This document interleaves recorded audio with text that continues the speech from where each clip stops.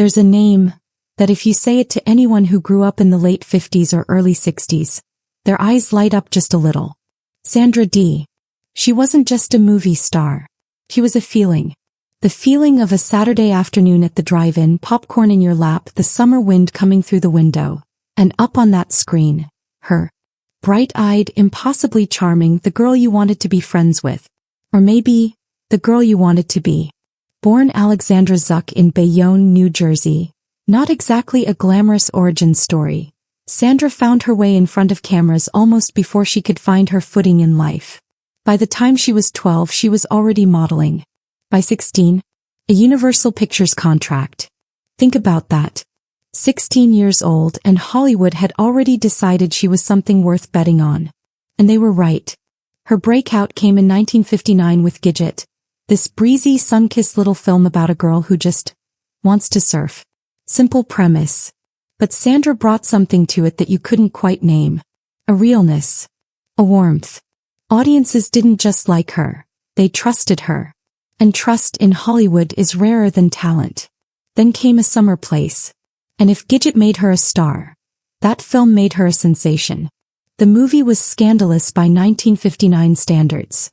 But Sandra played her role with such sincerity, such quiet emotional depth, that even the most skeptical critics had to pause and take notice. Here's where the story gets interesting though. Behind that perfect blonde hair and that signature smile, was a young woman carrying a weight most people never knew about. Sandra was, in many ways, more complicated than the roles she played.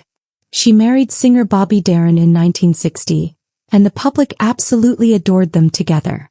But the marriage, like so many Hollywood love stories, carried more shadow than the gossip columns ever printed. She stepped back from the spotlight gradually through the 60s.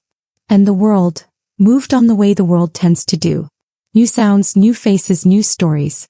But here's what's remarkable. She never truly disappeared from the cultural imagination. In 1978, Grease came out, and suddenly Sandra Dee the name became something even bigger than Sandra Dee the person. Olivia Newton-John's character is literally told, "Look at me, I'm Sandra Dee." A whole new generation learned her name through a lyric. Through a joke that was also, somehow, a tribute. She passed away in 2005 at the age of 62. Quietly. Without fanfare. But the legacy she left behind? That's anything but quiet. She was the girl next door at a time when America needed a girl next door. She was gentle when the world was loud. She was human when the studio system wanted icons. And maybe that's why all these decades later, we're still talking about her. Some stars burn fast and fade. Sandra Dee? She glowed. Steadily. Warmly. And some lights, you just don't forget.